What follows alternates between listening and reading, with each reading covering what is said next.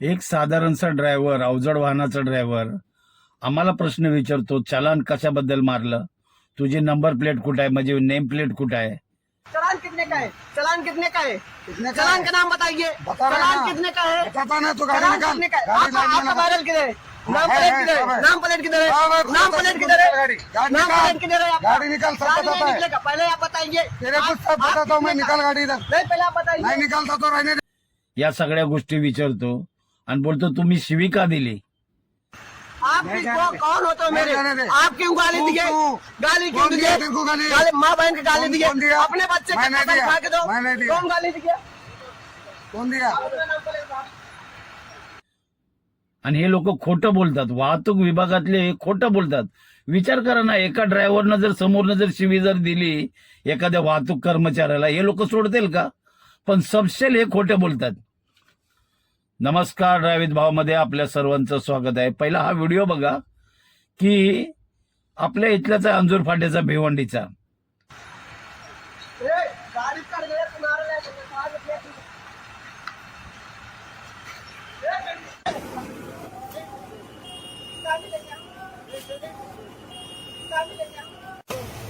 लिए अपना नाम प्लेट साहब। गाड़ी निकलेगी साइड में ले, गाड़ी कर गए तुम्हारे लिए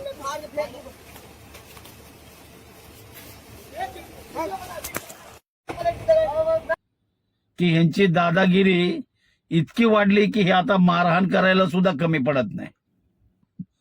बघू शकता त्या व्हिडिओमध्ये. फक्त त्यांनी विचारलं की शिवी का दिली आणि तुम्ही चलन का मारलं, आणि त्यांनी बोलता बोलता फक्त त्या हवालदाराच्या अंगाला हात लावला. ते तिथं त्याला खटकला असणार. साला एक साधारण ड्रायव्हर मला अंगाला हात लावतोय आणि माझ्या व्हिडिओ शूटिंग करतोय आणि मला चलानबद्दल विचारतोय.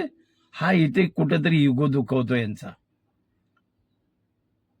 पैशासाठी हे अक्षरशः ना पाक कुठल्या थराला जातील, अक्षरशः काय बोलायचंय.